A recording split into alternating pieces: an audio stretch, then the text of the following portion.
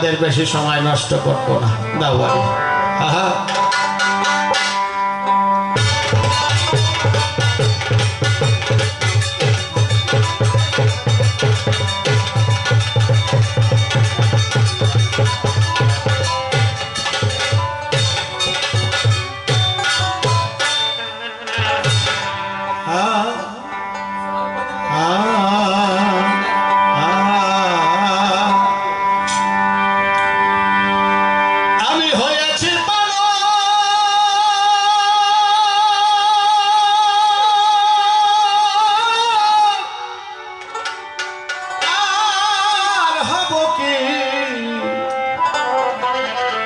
হারমোনিয়ামটা একটু কমায় দাও তো, হারমোনিয়ামের ভোকালটা।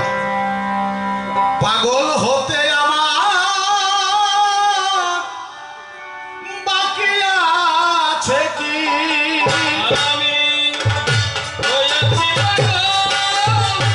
আর হব কি, পাগল হতে বাকি আছে। হারমোনিয়ামটা এখন আবার বেশি কমে গেছে। হরি বলে বাহু তুলে ডাক ছাড়ে ওরে পাগল,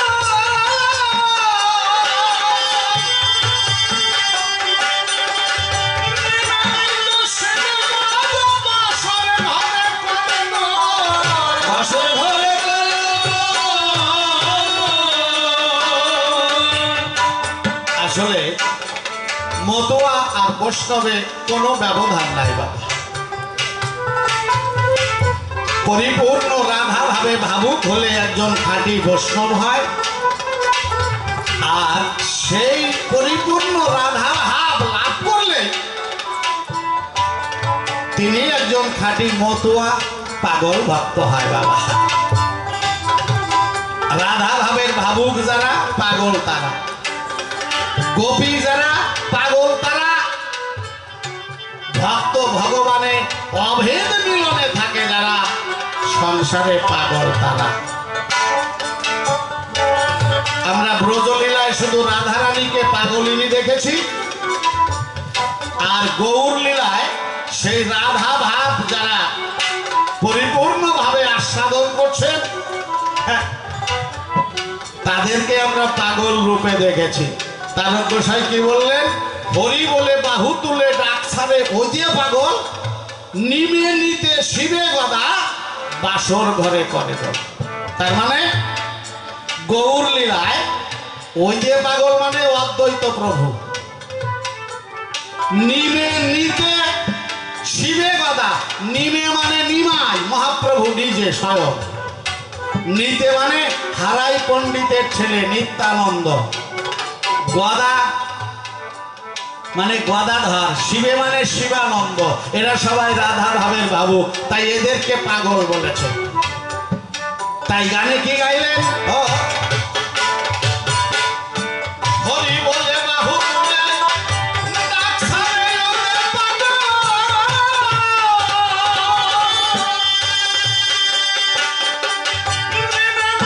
শিবে গদা বাসর ঘরে করে গো, বাসর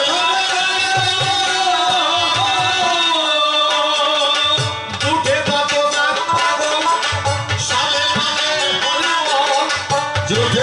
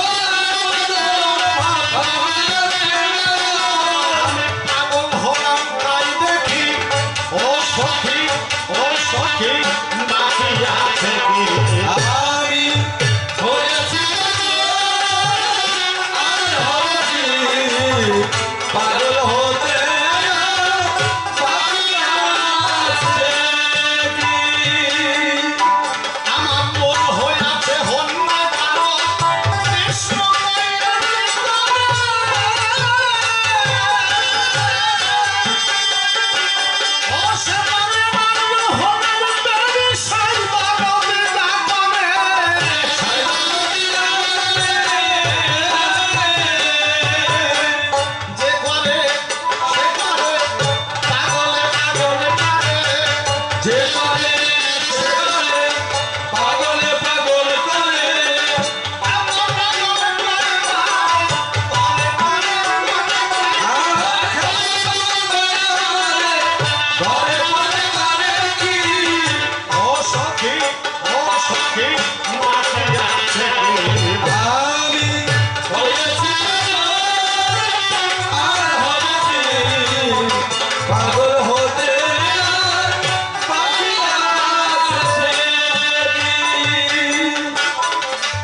বিষ্ণু তৈলটা আপনারা তো বোঝেন সবাই, তাই আর খালি খালি সময় নষ্ট করে লাভ নাই নাকি? ভাবের ঘরে পাগল হলে তেলে জলে তার পাগলামি যায় না, মানেটা এইরকমই। তবে বিষ্ণু তেলটার একটা গুরুত্ব আছে আলাদা, বলতে গেলে অনেকটা সময় সাপেক্ষ। এক বলে যখন ফেলাইছি দুই চার কথা কই নাকি বাবা। কুরুক্ষেত্রে অর্জুনের সঙ্গে অশ্বত্থামার যুদ্ধ শুরু হয়েছে। অশ্বত্থামা হচ্ছে দ্রোণাচার্যের ছেলে, বলবীর্যে ধনুর্বিদ্যায় অর্জুনেরই সমকক্ষ বলতে গেলে। তাই এই দুই মহাবলী যুদ্ধ করছে, সমানে সমানে যুদ্ধ চলছে, কেউ হারেও না কেউ জেতেও না।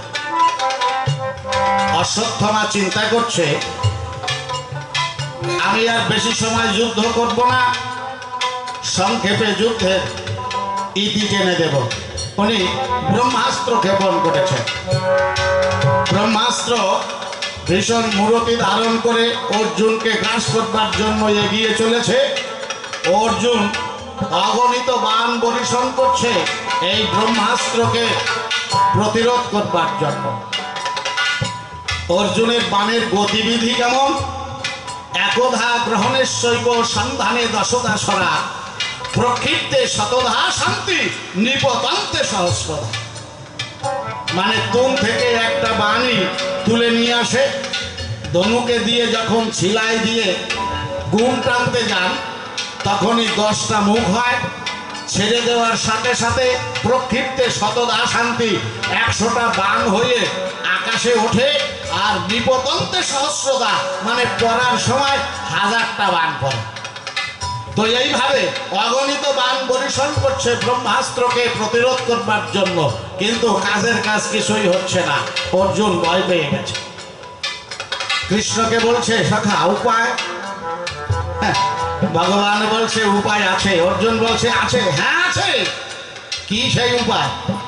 বলছে অর্জুন তুমি ভুলে গেছো, তোমাকে শিব ঠাকুর পাশুপাত অস্ত্র দান করেছিল, কথা লাও সেই পাশুপাত অস্ত্র তুমি মন্ত্রপুত করে এই ব্রহ্মাস্ত্রের বিরুদ্ধে ছেড়ে দাও। অর্জুন পাশুপাত অস্ত্রকে স্মরণ করে মন্ত্রপুত করে যখন ব্রহ্মাস্ত্রকে নিরস্ত্র করবার জন্য ক্ষেপণ করলেন, দুটো বাণী ভয়ঙ্কর রূপ ধরে সামনাসামনি হলো। কৃষ্ণ অর্জুনের রথ থেকে নেমে গেলেন, এই দুই বাণের মাঝখানে এসে দাঁড়িয়ে বলছে দেখো তোমাদের সঙ্গে থাকা চলে না। অর্জুনকে বলছে তোমার সঙ্গে থাকা যায় না, কারণ তোমরা দুইজন মহাবলী, তোমরা যুদ্ধ করছো, জয় পরাজয় তোমাদের আছে, কিন্তু যে দুটো বাণ তোমরা এখন ছেড়েছ, দুটো বাণের বৈশিষ্ট্য জানো? এই দুটো বাণ যদি সংঘর্ষ হয় তাহলে এই বিশ্বটাই ধ্বংস হয়ে যাবে, প্রলয় হয়ে যাবে। তাহলে এই যুদ্ধের কোনো মানে হয় না। সমস্ত সৃষ্টি যদি নষ্ট হয়ে যায় সে যুদ্ধের কোনো মানে হয় না। কৃষ্ণ বলছে শোনো অশ্বত্থামা অর্জুন দুইজনই কান খুলে শোনো, তোমরা যদি আমার কথা মানো তাহলে আমি এখনো এই বিশ্বের ধ্বংস হাত থেকে রক্ষা করতে পারি। অশ্বত্থামা চিন্তা করছে কৃষ্ণ তো বিচারক ভালো, অর্জুনকে ত্যাগ করিয়ে আনছে, তাই বললো হ্যাঁ আমি তোমার কথা মানি। অর্জুন বলল হ্যাঁ আমিও মানি। অর্জুন চিন্তা করছে কৃষ্ণই আমারে পাশুপাত অস্ত্র ত্যাগ করতে কইল, আর আমি সেই কথা শুনে বান ছাড়লাম, আর এখন আমারে উল্টো কয়টা বুঝতে পারছে না। তা অর্জুন বলছে হ্যাঁ আমিও মানি। তা কৃষ্ণ বলছে দেখো তোমরা যে দুটো বাণ ছেড়েছো যদি সংঘর্ষ হয় তাহলে অবশ্যম্ভাবী বিশ্ব ধ্বংস হবে, প্রলয় হয়ে যাবে। এছাড়াও এই দুটো বাণের বৈশিষ্ট্য আছে, প্রতিপক্ষের রক্ত যদি না পায় তাহলে এরা শান্ত হবে না। প্রতিপক্ষ মানে বিরোধী পক্ষের রক্ত দরকার। অনেকেই দেখবেন গন্ডগোল বাজিয়ে গেলে রক্ত না দেখা পর্যন্ত শান্ত হয় না, এরকম মানুষের মধ্যে আছে। তো কৃষ্ণ বলল অশ্বত্থামা অর্জুন যে বাণ ছেড়েছে এই পাশুপাত অস্ত্র তোমার মাথার উপর দিয়ে যাবে, যাবার সময় তোমার মাথার শাড়ি খানিকটা কাটে নিয়ে যাবে। অশ্বত্থামা কইল বিচার তো তুমি ভালোই করছো, কিন্তু আমার মাথার শাড়ি কাটিয়ে গেলে আমি যে যন্ত্রণা ভোগ করব। কৃষ্ণ বলছে আপাতত যন্ত্রণা হবে, তবে এই সারা বিশ্বের যত ভক্ত আছে এরা যখন স্নান করবে দক্ষিণ হস্তের অনামিকা তেলের মধ্যে ডুবাইয়ে শ্রী বিষ্ণু শ্রী বিষ্ণু শ্রী বিষ্ণুভায় নমঃ বলে যখন ব্রহ্মরন্ধ্রে দেবে, সেই তেলে তোমার এই মস্তকের যন্ত্রণা উপশম হবে। এই যে বিষ্ণু নির্ধারিত তৈল এইটাকে বলে বিষ্ণু তৈল বাবা। তো যদি কেউ ভাবের ঘরে পাগল হয় ওই তেলে কি কাজ হয়? এই জন্য বলছে যার মন হইয়াছে হন্যে পাগল বিষ্ণু তৈলে কি করে মানে না গ্রহণের বেরি সাই দরদি যা করে। এই পাগল হয়ে গেলে তার কোনো বিধি বিধান থাকে না, ঠিক আছে। কিন্তু আমরা একটা জায়গায় বলতে থাকি যে মতবাদের কোনো বিধান নাই, কোনো আইন নাই, মন্ত্রতন্ত্র নাই। সত্যই কি তাই বাবা? যেখানে বিধান একাকার হয়ে যায় যার সঙ্গে, তার কাছে আর বিধান আলাদা করে মানা লাগে না। বিধান মানতে মানতে সেই নিজেই বিধান হয়ে যায়, তার আর আলাদা বিধান মানা লাগে না। কিন্তু লেখাপড়া করার কথা কইছে, তার একটা বিধান আছে না। ছেলে মেয়েরা 10টার সময় স্কুলে যাবে, 10:30টার মধ্যে ঢুকে পড়বে, 11টার থেকে ক্লাস শুরু হবে। আচ্ছা যদি আমি ভাবি দূর আমারা মতো আর ঘরের ছেলে আমাদের কিসের বিধান? স্কুল চলতে থাকে, থাকুক, ওরা 4টার সময় ছুটি হয়ে যাবে না, আমি 5টার সময় স্কুলে যাই বসে থাকবানি হবে বাবা?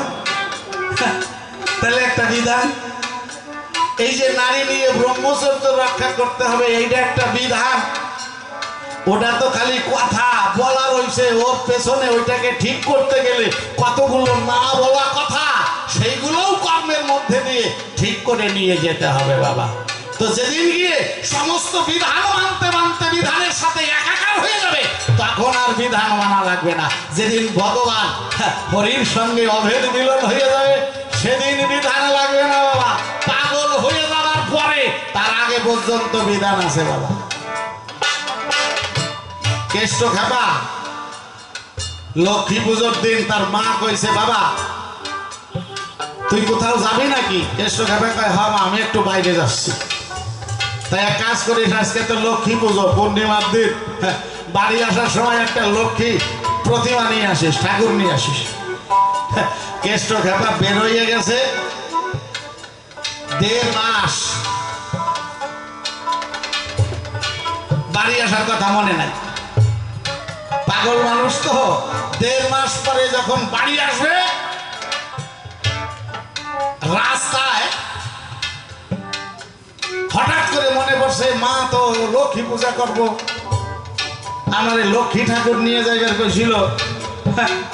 রাস্তার এদিক ওদিক তাকাইয়ে দেখে একটা পুকুর, এক পাশে বট গাছ, লক্ষ্য করিয়ে দেখে ওই বট গাছের তলায় একটা পুরনো লক্ষ্মী ঠাকুর আছে।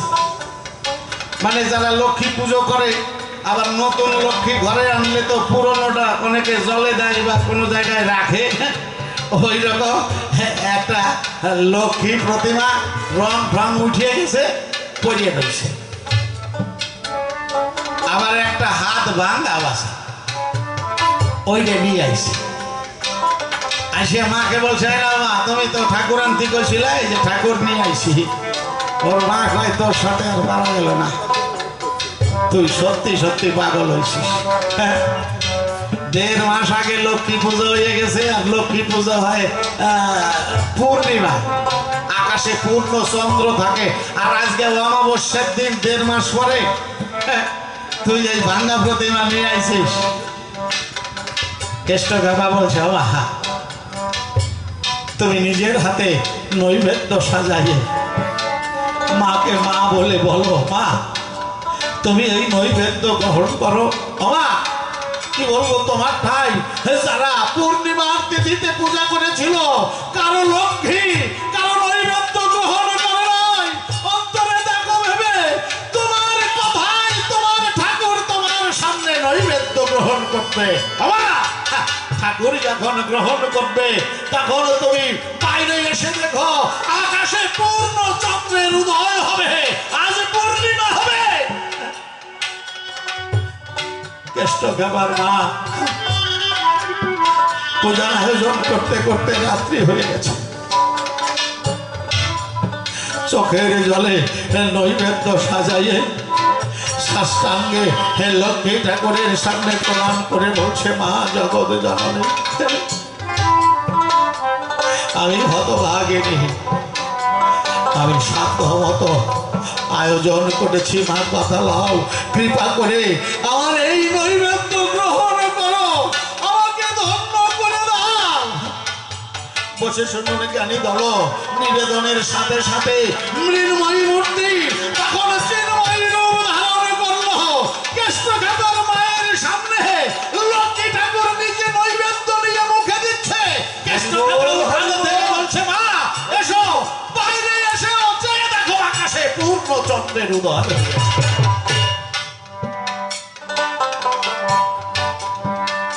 বিধানের সঙ্গে যখন একাকার হয়ে যায় তখন বিধান লাগে না, কিন্তু তার আগে বিধান লাগে। গৌর হরি বললেন কি, কাষ্ঠনারী হরে জইছে মুনিরূপী মন, দুর্বার ইন্দ্রিয় করে বিষয় গ্রহণ, দারু নারী হরে জইছে মুনিরূপী মন।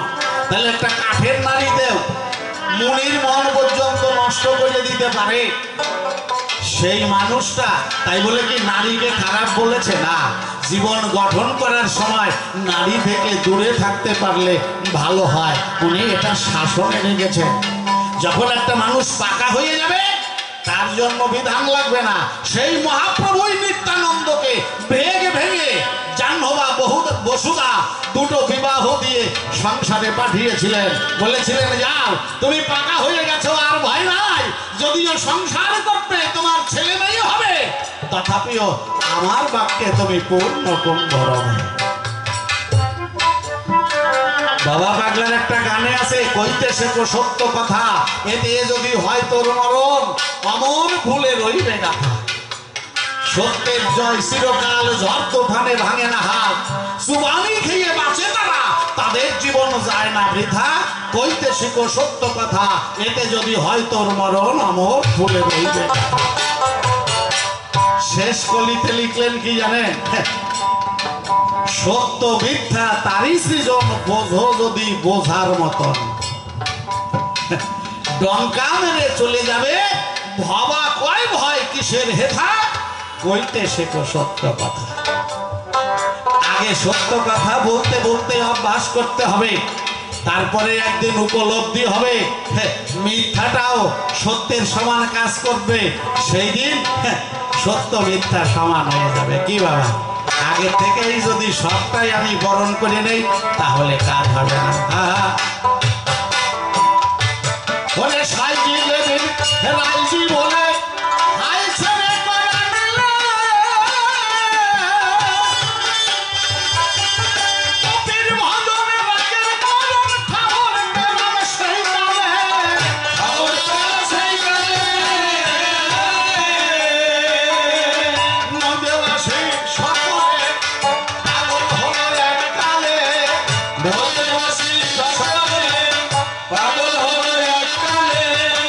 পাগল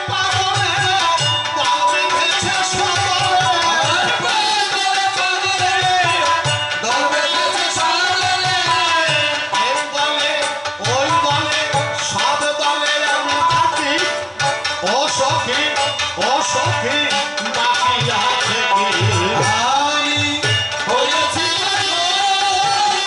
আর হবে কি পাগল হতে বাকি আছে কি ধরে পাগল ভালো পাগল হলাম তার শুনে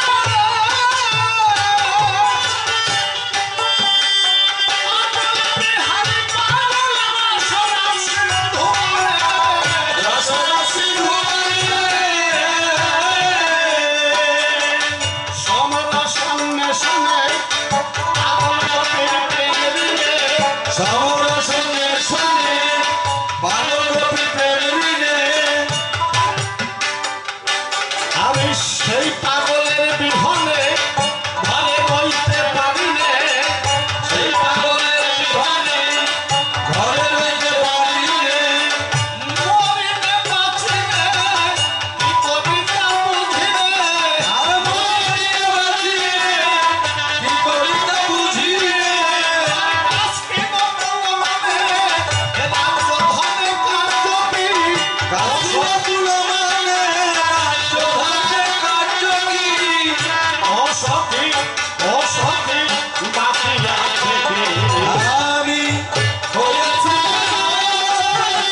আর হবে কি পাগল হতে বাকি আছে কি দেখেন প্রথমে গৌর লীলায় যারা ছিল তাদেরকে পাগল বলেছে শেষ কলিতে তারক গোসাই কি লিখলেন নিত্য ধামে গোপীর প্রেমে সাহস পাগল হয়ে যায়। সেই পাগলের জন্য হয় উন্মাদ পাগল জগৎ